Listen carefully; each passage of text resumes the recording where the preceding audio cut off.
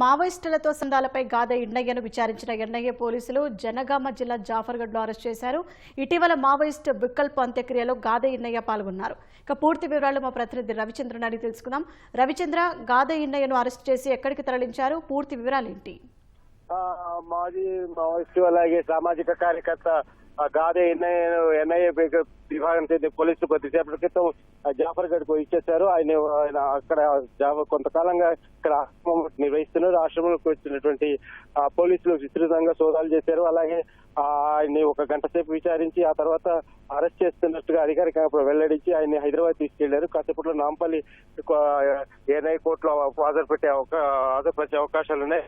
Maoist సిద్ధాంతాలపై ఆయన ప్రచారం చేసినట్టుగా ఆరోపణలు, అలాగే మావోయిస్ట్ అంత్యక్రియల్లో చేసే ప్రసంగాల ఆధారంగా కేసు నమోదు చేశారు.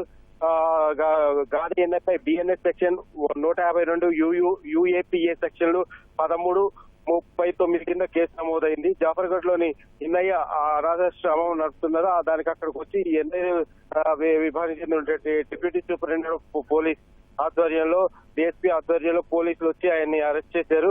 అలాగే నాంపల్లి ఎన్ఐఏ కోర్టుకి కాసేపట్లో హాజరుపరిచే అవకాశాలు ఉన్నాయి.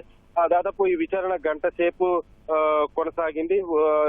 తర్వాత ఇక్కడికి వచ్చి ఎవరిని కూడా లోపలికి రానియకుండా దాదాపు గంట సేపు విచారించి అనంతరం అరెస్ట్ చేసినట్టుగా పేర్కొంటూ ఆయన్ని హైదరాబాద్ తరలించారు. మరి కాసేపట్లో హైదరాబాద్ నాంపల్లి ఎన్ఐఏ కోర్టులో హాజరుపరిచే అవకాశాలు కనబడుతున్నాయి. అలాగే ప్రధాన కారణంగా అంటే ఏదైతే ఎన్ఐఏ విభాగం చెప్తున్న ప్రధాన కారణం ఏంటంటే ఆయన ఇటీవల ఒక మావోయిస్ట్ అంత్యక్రియలు ఉన్నారు. అక్కడ మావోయిస్టులకు మద్దతుగా అంటే వ్యాఖ్యలు చేశారని చెప్పేసి వారు చెప్తున్నారు. మావోయిస్ట్ కాతా రామచంద్రారెడ్డి అలియాస్ వికల్ప్ ఆయన అంత్యక్రియ సభలో ఈ నిందితుడుగా ఉన్నటువంటి గాదె అన్నయ్య అక్కడ సమూహాన్ని ఉద్దేశించి చేసిన ప్రసంగం ద్వారా నిషేధిత ఉగ్రవాద సంస్థ మావోయిస్ట్ మద్దతు ప్రోత్సహించారని, అలాగే మావోయిస్ట్ కార్యకలాపాలను ముందుకు తీసుకెళ్లాలనే ఉద్దేశం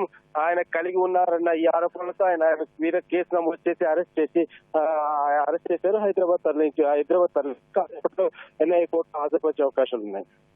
ధన్యవాదాలు రవిచంద్ర.